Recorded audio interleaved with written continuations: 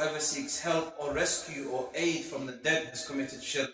Whoever says, Ya Ali Madad, or Ya Abdul Qadir Madad, or Ya Rasulullah Madad has committed shirk.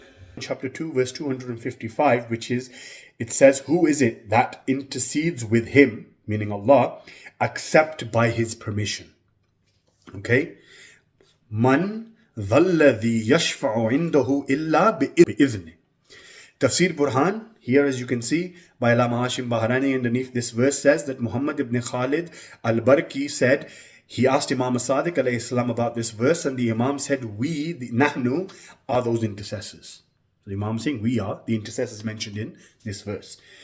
Now, I've got for you here Fadail al-Sahaba by Ibn Hanbal, volume 2, page 662, hadith 1129, and we've got Riyadh al-Nadira by At-Tabari, volume 3, page 167.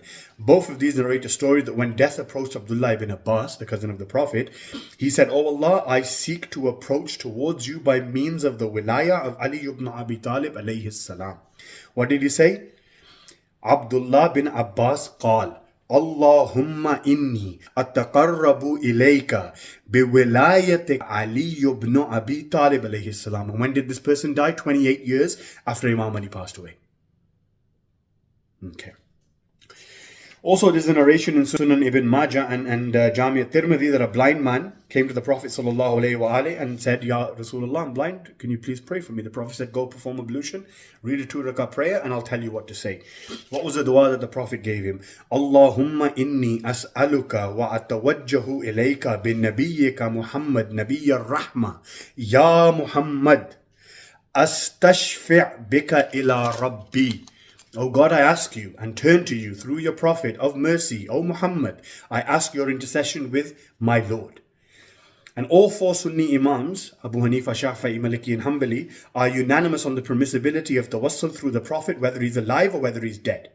For example, we look here at Shar al-Mawahib, volume 8, page 304, Al-Majmu' volume 8, page 274, Al-Fatawa al-Hindiyya, volume 1, page 266, Fathul Qadir, volume 8, page 297 and 298, Al-Fatuhat al-Rabbaniyya, volume 5, page 36, Al-Mughni Ma'ashar, volume 3, page 588, Shar al-Kabir, volume 3, page 494, and Ash-Shifa by Al-Qadhi, volume 2, page 92 and 93. All of these state what? That Imam Malik said, he was asked, where should I face the Prophet's grave or should I face the Qibla for supplication? He said, why would you turn away from the Prophet's grave? The Prophet is the wasila for you towards Allah. So turn to the Prophet and seek his intercession, his shafa'ah. Okay, so that's for the Malikis. Then we've got the Hanbalis. Al-Insaf fi Ma'arifa, volume 3, page 456. The correct position of the Hanbali madhab is that it is permissible in one's supplication to use as a means a pious person, not even the Prophet, just a pious person. It is mustahab. Ahmad used to say to Abu Bakr, use the Prophet sallallahu alaihi wasallam as a means in your supplication to Allah. Okay.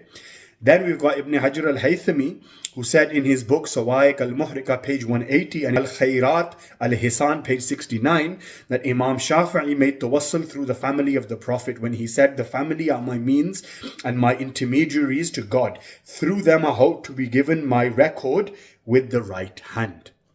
Imam Nawawi reported in Al-Majmu' volume 8, page 274, Fayd al-Qadir, volume 2, page 134, and Al-I'ana al-Talibiyyin, page 316, where Imam Nawawi said, face the grave of the Prophet, make him a tawassul between you and God, just as the Bedouin did.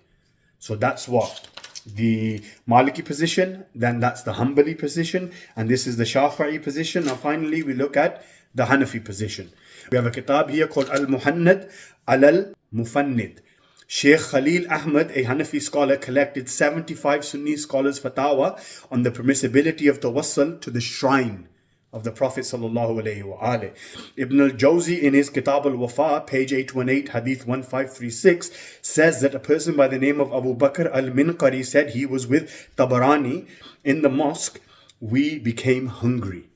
I came to the Prophet ﷺ's grave and said, Ya Rasulullah, we are hungry, we are hungry. So Harf Nida again, he's calling the Prophet in his grave, not Ya Allah, Ya Rasulullah twice. A person, and then they said after some time had passed, a person came to us with 2 boys and each boy was carrying a basket filled with food. After we ate, the person said, did you guys complain to the Prophet ﷺ? They said, yes, why? He said, because I saw the Prophet in a dream and he ordered me to bring you some food.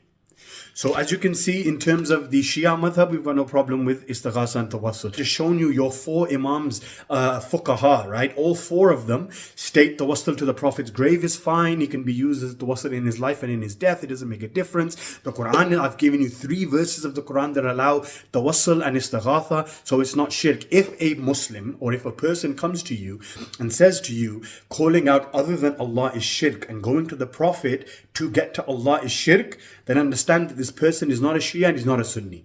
100% he's a Wahhabi. Because Sunnis and Shias are unanimous on their aqaid in terms of Tawassul. Therefore, these followers of Muhammad ibn Abdul Wahhab that have come and penetrated Islam, and they've come in the form of wolves in sheep clothing, these people have nothing to do with Islam. Sunnis and Shias, we are united on the fact that we can ask the Prophet ﷺ as an intercessor and as intermediary between us and Allah, as wabtaghu ilayhil wasila and ja'uka from the verse of Surah An-Nisa, verse 64. Therefore, if anybody comes to you and says, Tawassul is shirk, straight away that should be a red flag. He's not a Muslim, he's a Wahhabi.